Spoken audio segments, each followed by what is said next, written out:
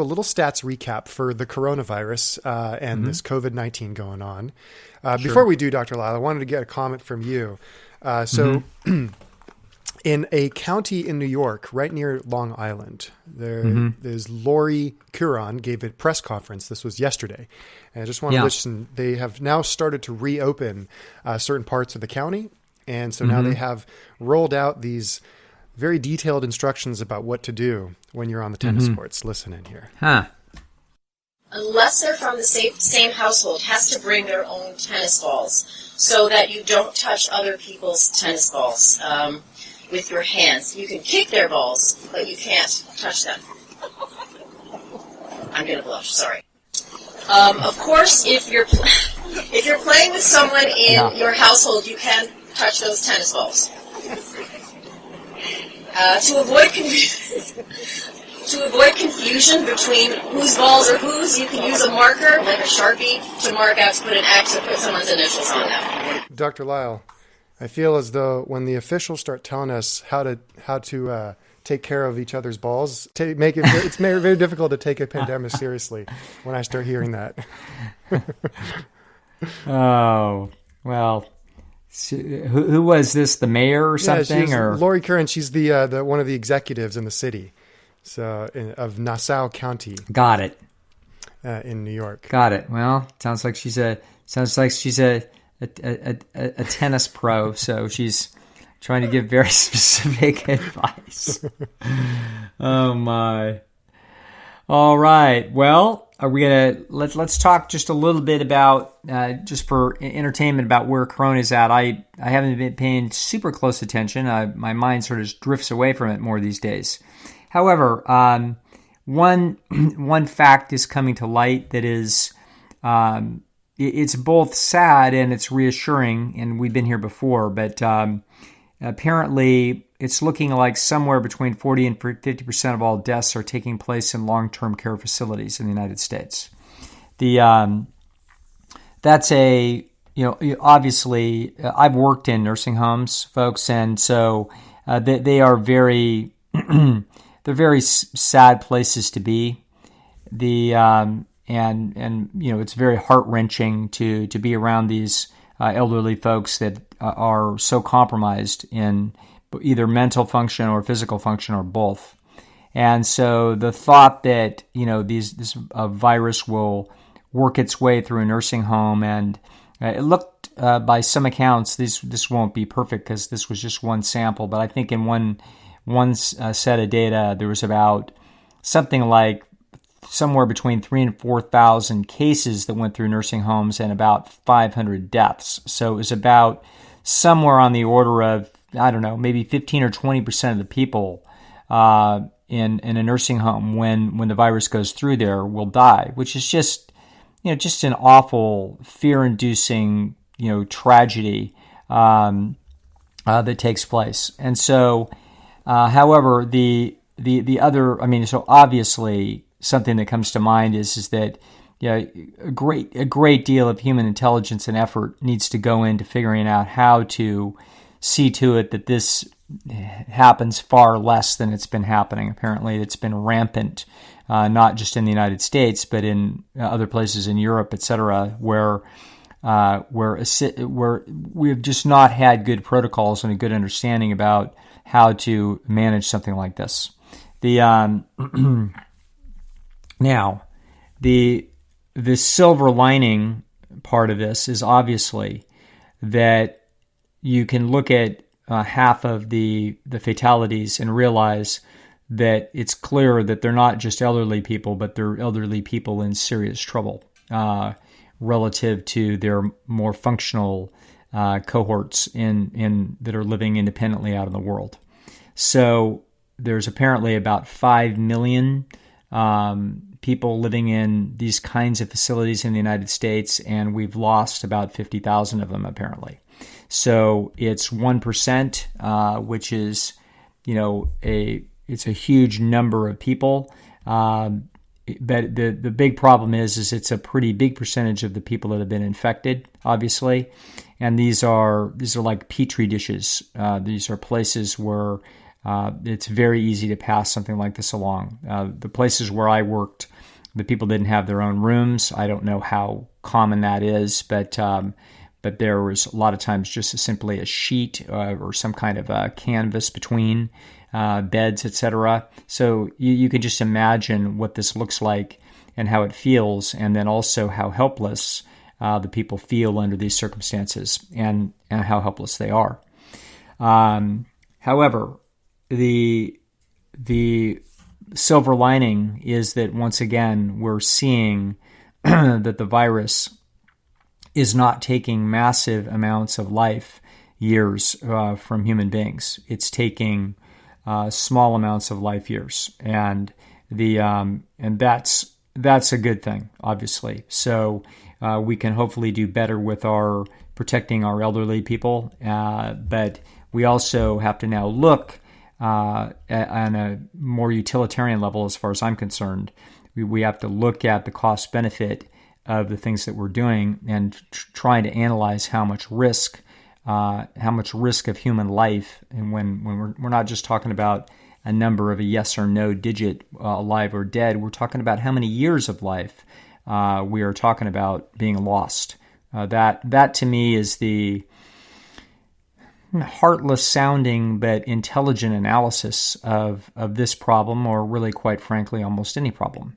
Has to be looked through that lens, particularly when we're talking about massive resources of a society being directed around. It makes sense to try to essentially save as much life as possible, and so that means trying to figure out, where the biggest benefits are, where the biggest vulnerabilities are, and try to be smart about how we direct our resources. In any event, so there's nothing super new about this. I think that there's concern now among people that there's a syndrome, that there's some children that have died of COVID complications. I think the numbers are exceedingly low. I think they're going to remain that way from the look of it, because we believe there's been at least 500,000 children in the United States, at least, who have been infected. And I think we have a very, very small number of deaths. It's, I believe, less than 20 people under the age of 20 have died of directly of corona. And apparently, a majority of those have had some fairly serious underlying conditions. So, therefore, parents and children themselves, if they're paying attention, can experience some degree of relief just looking at the math of this. So what do we find?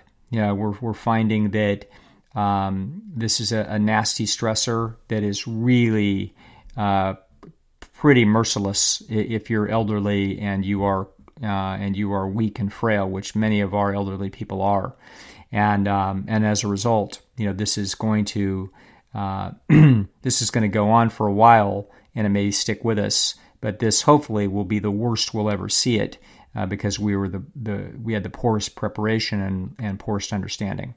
So that's the story from here. So we can, when we look at these big numbers, I like to translate the numbers for myself into the amount of life years lost. That to me seems to be something that is worth considering when we're actually looking at the total cost that's involved here. And so we apparently out of the University College London, those folks are thinking that about 2 out of 3 of the people that die of corona would have died in the next 12 months. That is, as we say, it's a human tragedy, but it's also, it puts the fatality numbers in a very different light than when we're staring at the screen and we're seeing the big numbers that we see. So also, I think there's significant reason to believe that we have a lot of personal control over just whether or not you're a victim. In other words, your own degree of how well you take care of your own health and what kind of shape you're in, I think, is a significant variable in whether or not, if you are not an elderly and frail person, or if you're an elderly and you're somewhat frail, but you're still with it enough to be in control of what it is that you eat and where it is that you live, etc., then pay attention, because your odds of surviving corona are very high in that instance, but they'll be higher if you do a better job of diet and lifestyle issues and make sure you take care of yourself, just as we all would, aiming at an optimum or near optimum health strategies. All right. Yeah, as a patient here at Fasting Escape told me, he said his priority at this point is to flatten his own curve. Yes. Yes. The one. Yeah, go ahead. No, I was going to change topics. So if you had something No, about this, I did have something else to say about this, and that's that I think there's a curious sociological phenomenon that's taking place here, sort of independent of the political, the sort of political issues that are surrounding the coronavirus, and that is there's a Jen Hawk would call this, I think, mission creep, that she says this goes on in corporations and political systems all the time, apparently. But that's a major concept. But that's where you go over to look for Saddam Hussein, and pretty soon you're doing a whole lot more stuff, and it's way more expensive. But similarly, psychology has noted that there's tendencies of humans to dislike incomplete pictures. They don't like to start things and then stop them in the middle. And so these are well-known effects, some of the famous effects in the history of psychology that have been studied. And this, I call it open loops. So people don't like open loops, it makes them uncomfortable. And so this, I think, has happened to many of our political leaders, as well as the society in general. There's been a lot of this, where it's like this started out with a obviously great fear, leading to very significant prescriptions for how it is that we're going to try to manage it.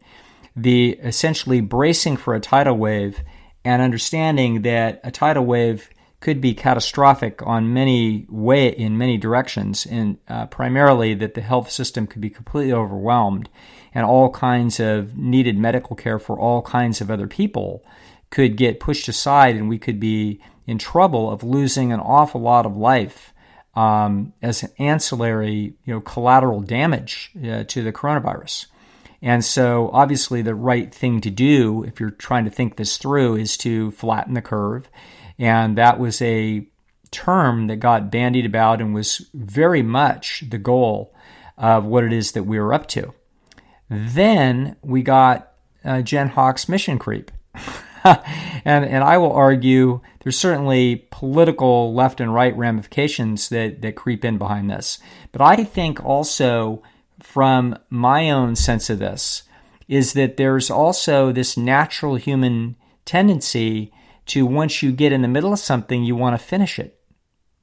You don't want to walk away half done. So you can look at your messy house and just sit there and not want to deal with it. But once you start dealing with it, you want to keep going because you want to finish it. And this, like I said, this has been subject of untold psychological experiments for 80 years. And so I think that's partly when I see some of the tenacity of some of the political leadership, some of it I think has to do with that. Like, no, they don't want to let things get back to normal until every case is gone. And an intelligent epidemiologist looks at this and says, "You're out of your mind. You have no idea what you're talking about. This is ludicrous." But it's not actually emotionally ludicrous to humans per se. And I think that that's a very interesting phenomenon that's going on, and it's banging up against the other side of it, which is other human beings running the CB, outside of that feeling of responsibility or just feeling of general fear and following those directions, or having different political inclinations. In other words, there's other people that are bucking against that.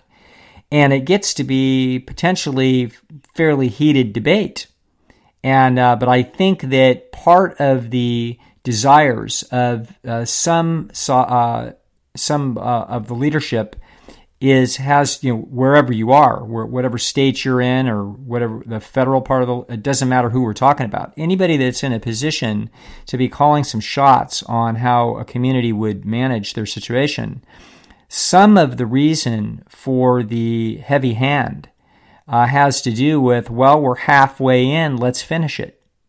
And that is something that I actually haven't heard of discussion about this phenomenon. I've heard it, the political arguments on all sides, but the sort of carnal level fear and desire is, we're in this far, let's just finish it. And I think that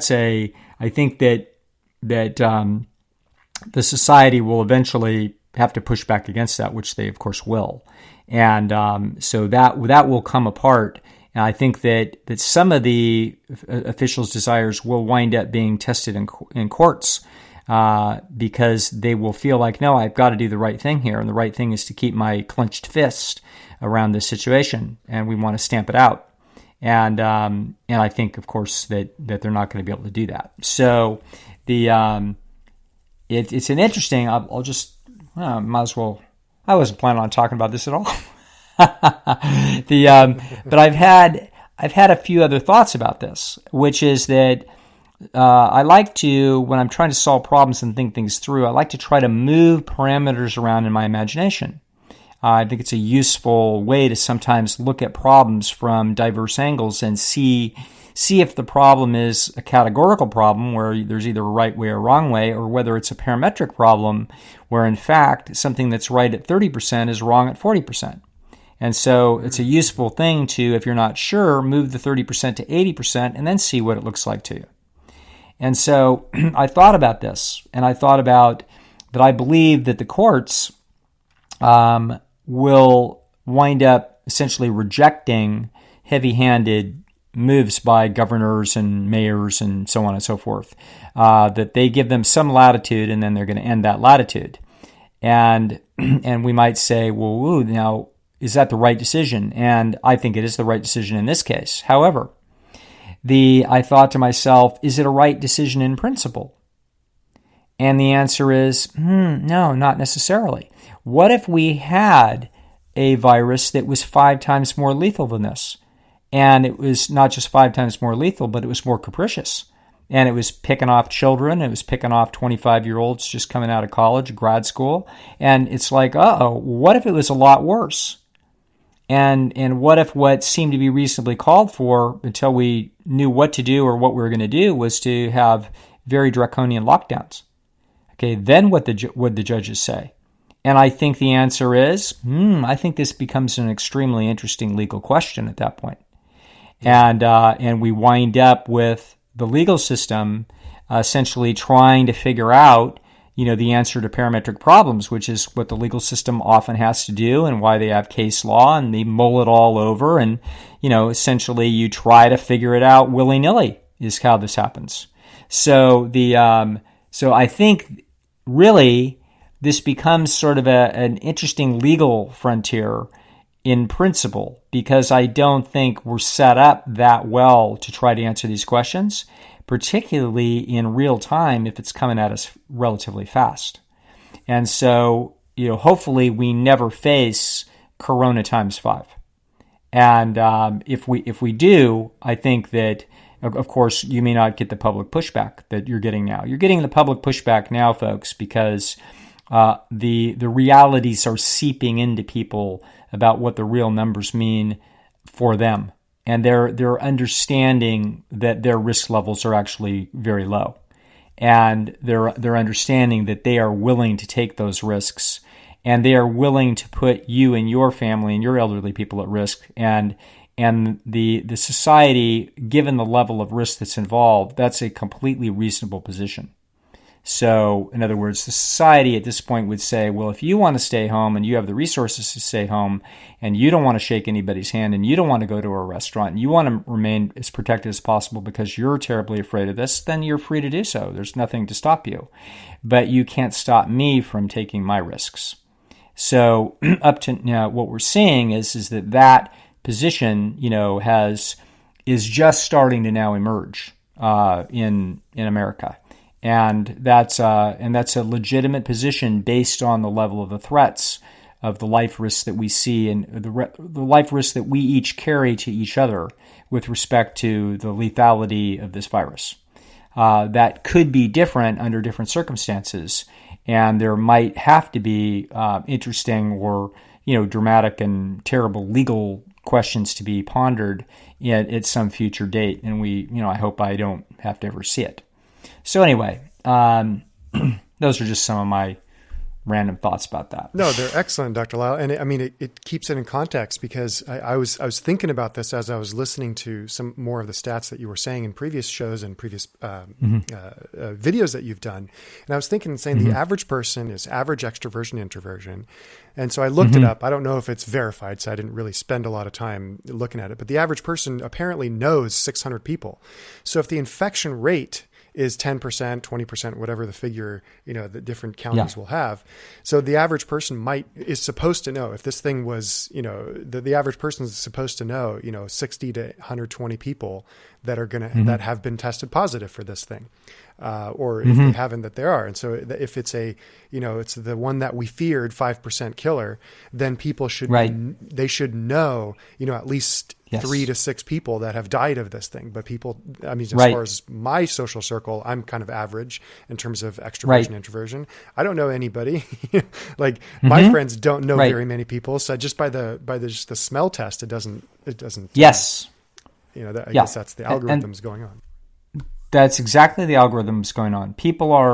Human beings are not designed to do complex mathematics. They're not even designed to do statistical, descriptive statistics in large numbers. They're just not built to do it. They're built to make their decisions based on the echoes that they hear from their village and what their village seems to be thinking. And so our current society has been inundated with terrifying news from the media, who's obviously, as Jen would say, has perverse incentives for keeping you on the edge of your seat and afraid. And this isn't to say that the media has not been a generator of constant updates of information. In other words, the media process has been doing its job to some degree, but it's also done something else that media will do, which is to try to make money. And so they're mission creep. They're trying to make money. They're a business person. As they should. So think of the media as a pizza parlor, a bunch of pizza parlors. Okay, they're all selling their pizzas, and so it turns out that what sells mostly is, oh my God, we got to tell you the latest thing you need to be terrified of. So that is starting to wear out. And it's worn out its welcome on a significant percentage of people who, at first, you have to listen and you pause and you think and you know that you don't know. But if enough people are essentially semi-unanimous saying that you're in serious trouble, then you better be careful. Only a fool doesn't pause and pay attention. However, as you say, the most important algorithms become, what is my real-life personal experience? And so in my real-life personal experience now, a couple months into this, I've known, 7 or 8 or 10 people that have been infected that knew it. And I know a person who had an elderly relative die. An elderly, just the kind of an individual that we would expect to die. And so I didn't catch anybody in my circle that was a surprise. Nobody that was 68 died. Nobody that was 74 died. The person that died was over 80 and in poor health. And so I don't know that many people, being an introvert, but I'm connected up enough that my circle probably that I would have heard and would have known. Oh, I do know about a 75-year-old that was in the hospital and in trouble and on a ventilator, and then recovered. So of the sort of 50 people somehow fairly closely connected to me, we have one fatality just where we would have expected it in the bell curve. We had another near fatality just where we would have expected it, or pretty close, and that's it. Okay, and we had some people that were sick and told me that it was nasty. okay? And that was like the worst flu they ever had. So I got the warning, from my village that, hey, this was no day at the beach. And so that led me to be personally more fastidious and a little more careful than I would have been. However, I think you're absolutely right, Nathan, that there's Stone Age algorithms running the show, and it's starting to push back against the fear, as it reasonably would. And now we watch both the political and personality and honest to goodness financial interests of all different individuals as they swirl around, and the various little governmental systems try to sort it out. Mm-hmm. So they will, and we're seeing them sort it out now. And this, I always, one of my very favorite passages or very favorite visual pictures from The Selfish Gene was Richard Dawkins talking about all the penguins that line themselves up on the edge of the ice, wanting to go in the water to get the fish, but they have to be worried about the sea leopards that live down there. They're these terrifying mammals that kill penguins. And so they're huddling very close, and every once in a while they'll bump into each other and bump somebody in the water, and then they'll all look. Let's see whether or not he gets eaten. And this is reminiscent of what's happening with the politicians all around the country. Somebody gets bumped in the water or chooses to jump in the water and loosen their controls, and then they get to see what happens, and all the other penguins get to watch. And that's what we're going to see. We're going to see penguins watching other penguins, and we will know an awful lot, and the landscape of control is going to change dramatically here in the next 4 to 6 weeks. Yeah, and it didn't help the government's case when maybe it was last week or so, Ferguson's original model from the Imperial College of London, apparently they tried to recreate the numbers that that everybody was basing all these lockdowns on, and they tried to recreate it and found out that his model was like somehow broken. They couldn't recreate it at all. There was some random thing that it spit out. So I don't think it helped things. Strange. Yeah. I mean, I think that whatever it is that they were thinking had some rationale. Mm-hmm. And I think other very bright minds were saying, I don't think he's right. Okay. And I'm pretty sure he's wrong, and I'm pretty sure he's pretty badly wrong. And it turns out that it's a mess. And so when there's a scary thing, you're going to see two different opposing opinions, and you're going to see a bell curve in between. And so that's what we got with coronavirus, and we're finding that the bell curve in terms of how lethal it is and how dangerous it is leans significantly towards the more benign interpretation, not all the way over there. Okay, and however, the societal impact and how much consternation this causes, and therefore how much care that governments have to utilize and politicians have to utilize in making their decisions, and how you have this little Zeigarnik effect, open loop process going on that I think, as well as a bunch of other things. I think that it's a quite a bit bigger social, political, financial mess than I ever envisioned. I did not anticipate what it is that I'm seeing. But I believed, a couple months ago that life would look awfully normal by the 1st of July. I believe that's still true, but it's a lot deeper and messier than I thought it was going to be, and we're still in for some messy weeks ahead. Now, one final question on this, and which is that I know that a lot of people have said that. And I have heard the argument that one of the arguments to begin open up is that with the lockdown, with the businesses shut down, people may be at increased risk for suicides and other types of deaths. And so now it becomes the ethical problem of weighing the deaths on one side versus the deaths on the other side. So the question I have is we've said that the people who are the sickest with coronavirus, who if they get coronavirus, they only have a few more years left to live, so they're essentially going to die anyway. Coronavirus just speeds that process up. So I guess the other question on the other side is if the people would have committed suicide because of this, are they on their way anyway without a lockdown, and this is just speeding it up on the other end? interesting questions, and I would I don't think that's, I mean, the people that may or may not suicide as a result of financial calamities I don't know. I suppose one would want to weigh in on that, and one could. And that was a beautiful line, by the way, of Brad Pitt's character in The Big Short, and where the two guys, the little guy was dancing because he knew he was going to get rich because he'd figured out how to short the market, and Pitt said, "Don't dance. People die." With every 1% of unemployment, X amount of people die. And by die, I think he was meaning suicide. I'm not sure what else you would die from.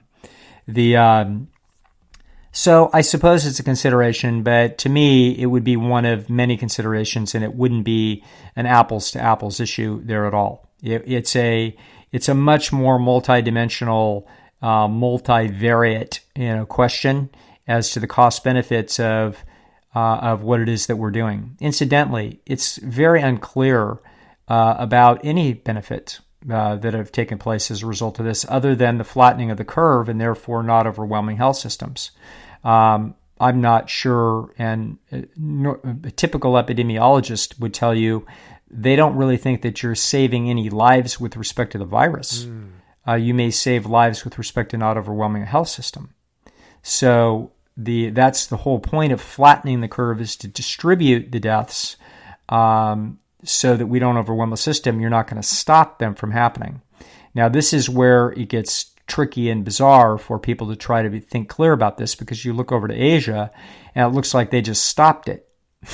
Okay. Stop keeping track of so it's like, oh, okay, now how was that done? Okay. And if it was done there, should we be doing it? And I think that it can be done with sufficient, unbelievable draconian measures, and those are measures that now that becomes, you talk about a legal test and a test of American ideals and how it is that we're going to live. That becomes a whole different question. I don't think that possibility is on the chessboard for.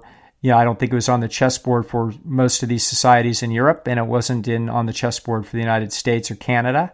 And I don't think it's on the chessboard for Brazil or Mexico or all kinds of other places. The fact that you had some countries in Asia that had sufficient verticality to the political system, and that they could just do that, and that they had enough fear and compliance in the society that they would follow suit. I can't remember, in Japan I heard something like, oh, well, if you sell a mask on the black market, you're going to get thrown in jail and fined $100,000. I don't know. It was some outlandish penalty that would never fly in the United States court. Okay, so we give our citizens, and we have granted our citizens, and our through our history and our psychology, of way more freedom than that, and as a result of that, that means that the government doesn't have that kind of control. It is a fascinating thing we will learn in the months to come whether or not they were actually successful and they were actually able to choke these things by the throat and choke them out. And if they did, they did. And it's like, okay, that's very interesting that you did. At what price? And what was the net benefit? And now comes in, if anybody wants to make a case for that at a U.S. Situation, you would have to then again do the total accounting that's involved. How much of how many people's lives do you want to disrail? And how many people do you want to essentially bankrupt so that they can't buy new brakes for their car, and they don't, and then they have auto accidents? How many relationships are torn apart behind the financial disruption? How many dreams die? And what did we do? Why did we do this in exchange for specifically what? And so that's why I won't mind looking at very careful academic level statistical analysis of what did we get and what did we give up for it? What was the exchange, and was it a good one? And I think that we're going to find that the exchange from every day past May the 1st was probably pretty badly in the red, I think is what we're going to find.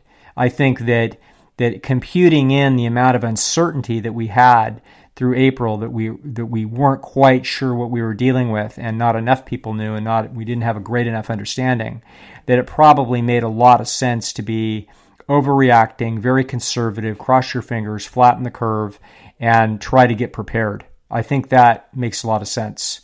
Now that we sit with greater information and a greater understanding, I think that it makes sense that what we're seeing around the country in many municipalities is an opening up, and opening up slow. The penguins watching each other in the water, and I think we're in the red now, but not badly. In other words, I think it's wise to kind of do things halfway the way we're doing them, and we've got distributed decision making all over the place, so that we've got more conservative, more liberal, more wild, more careful kinds of personalities in these different municipalities, but they're all watching each other. And so I don't, like Garcetti in Los Angeles is obviously very anxious guy, very worried, doesn't want to have the big loser pinned on his forehead, but he's now going to get to watch other governors, other states, and other municipalities who are more relaxed than he is and more confident, and he's going to be able to watch what happens to them, and then he's going to see that it's unlikely that any catastrophe is brewing, and that he can now safely move towards relaxing control. So I think that, to me, if you're in Los Angeles and you have an understanding that you believe that this is a mistake to be as controlling as he is right now, then you're very, very frustrated, and you're ready to call out the new revolution. I know a few friends. You're all been out of shape. They sent me a message. Some friends of yours at high noon on or whatever the day they're going. They're watching westerns and getting excited. Yeah, sure. Yeah, folks. This is not the Vietnam War. This is not your government, doing some terrible thing to you that we have to call to arms, and that we got to fight, street fighting man. This is not what this is. This is different people, different personalities looking at the problem in fear. And some a little more bold than others, and in a little bit better situation than others, possibly more confidence and less downside risk to their careers or just their own intuitions. And so you're going to find a whole bunch of different moving parts. And 30 days from now, as you're expected in the first day of class in the first grade, that some kids are more bold and they are ready to raise their hand for the teacher, and other kids at the back of the class can't even squeak out their names, okay, because of their anxiety. And so we find, though, that at the end of the first 2 or 3 weeks, even the little shy one at the back will call out her name when they're asked. It just took a little while. And I think that a little while now is the month of May and into part of June. And, for me to be fair to these governors that I get a little angst over is I wouldn't want to be in their position. So I think they're, Yeah. I had somebody send me a sort of flaming email that I think she took issue with the fact that I've complimented the world's governments and people. And she took that as a big endorsement of Trump and was just all bent out of shape with me. And what anybody thinks of Trump or not, or Garcetti or not, or Gavin Newsom or not, or DeSantis in Florida or not, the truth of the matter is these are all individuals that are scrambling like hell not to look bad, not be idiots, not piss people off, and they're trying to do the right thing. The fact that they have different information, different personalities, somewhat different political agendas, that's all, hey, such is life. So what? The truth is that I look back at humanity trying to communicate like crazy. Now, the rage at China that they may have covered things up and pretended that it wasn't as bad. It's like, really, I mean, you could be really mad at them for doing that, but could you blame them for crying out loud? I mean, if I knock over my aunt's favorite vase and, and there's a dog around, I'm creeping out of there and I'm going to pretend like the dog. This podcast is not sponsored by the Communist Chinese Party, I promise. No, absolutely not. So, I mean, I can, there's all these curious ideas about suing them. And I don't know. This is all for other people to think about. But I look at human beings in general, and I look at the communication and cooperation and general and concern, within this country for our own people and our curiosity and interest and worry about people elsewhere. And our fascination with how different places are trying to handle it and trying to learn, and everybody's feverishly, trying to figure and learn and try to demonstrate that they think they've got the answer. It's like, hey, it's all fine to me. And so I don't really have heavy-handed criticism really for, I don't know enough about, I'm sure there's some individuals out there that if I knew what they were doing in their position, that I would be like thoroughly disgusted, maybe.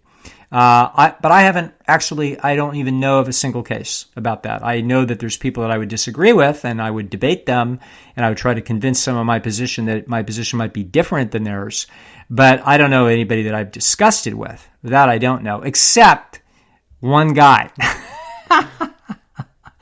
All right.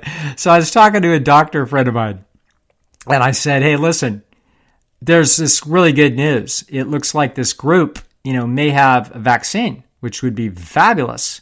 And they talked about their 8 initial people and that they had good results, and it looks like they're going to be scaling up for a bigger test. And I was very happy about this. It's like I have not been expecting that we would see a vaccine or any serious promise of a vaccine anytime soon. I mean, vaccines are difficult and chancy. I'm amused when they talk about how, well, we're going to get ready to scale up, for millions of things. That's pie in the sky talk. Like, we're going to make millions of these things called computers. It's like, well, first figure out how to make one. Okay. So first figure out whether or not you can even figure this thing out. So they had reported that they had some good results. And so I was talking to a doc friend of mine, and she hadn't heard about this. So we were pretty happy about it. And then I can't remember what happened. So I went on to line to get some more information to tell her about it. And it says, oh, wow, looks like there's bad news on that. And I'm like, oh, God, I just heard this good news yesterday. And so it turns out that there's a guy apparently that's the head of the White House task force on the, vaccine. And this guy held a company, or he was founder or some big stockholder, major player in this company, that made this announcement on Monday that they had this great results. And it turns out that on Tuesday, a bunch of scientists are saying, wait a second, how come they didn't publish it? Why didn't they show us what the results are? I don't, this is not passing the sniff test. And so major academics are saying, where's the numbers, dude? It turns out on Monday, their stock soared way up. The whole stock market lifted. And it turns out that our little friend that's the head of the White House task force on the vaccine sold out 12 million of his shares. Yeah, speaking of that movie, Big Short.